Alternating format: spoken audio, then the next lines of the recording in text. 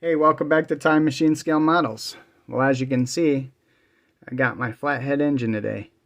Just like the kids on Christmas, I couldn't wait to get that box open. I got her opened up and I brought her in here to do some mock-up work to see where I was at. And just as I suspected, I'm going to have some modifications that I have to do. The firewall has plenty of clearance, but the interior tub does not. So I'm going to have to cut out and manufacture a transmission tunnel. It's not really a big deal because I noticed yesterday that I was going to have a different issue altogether. And as the interior tub was put in, I could not get the dashboard to slide back and up. So the glass is interfering with that. So I'm going to have to remove the dash anyway to be able to manufacture a transmission tunnel. So this will give me the opportunity to make those notches a little bit bigger where the dash sits, get it to sit back a little bit, and then that will allow it to slide up into place. Not really a big deal. With the time that we have left on the build, I can get it done, and we should be good to go. So let's take a look at this engine I got.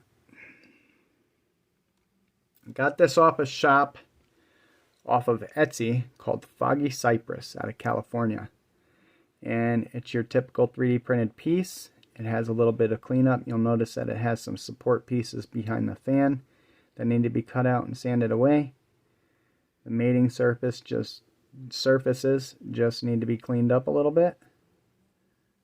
The rails where the oil pan will mount, a little bit of sanding. This pulley just needs a little bit of glue to hold it back, to square it up. Yep. Not too bad. Let's look at the parts. So I don't want to take these pieces out of the bag because knowing me, I'll drop them on the floor and I'll never see them again. So you will notice that the intake has a triple carb setup. The generator / alternator is also printed right on the intake. It has a Navarro style heads. Can you see that? That might be better. It has a Navarro style heads.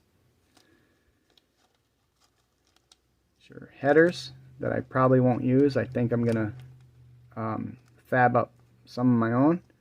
You have 3 carburetors in there. You have 6 velocity stacks, 3 of which are the straight and 3 of the scooped. Do they still refer to the scoop ones as velocity stacks, or did they call them something else?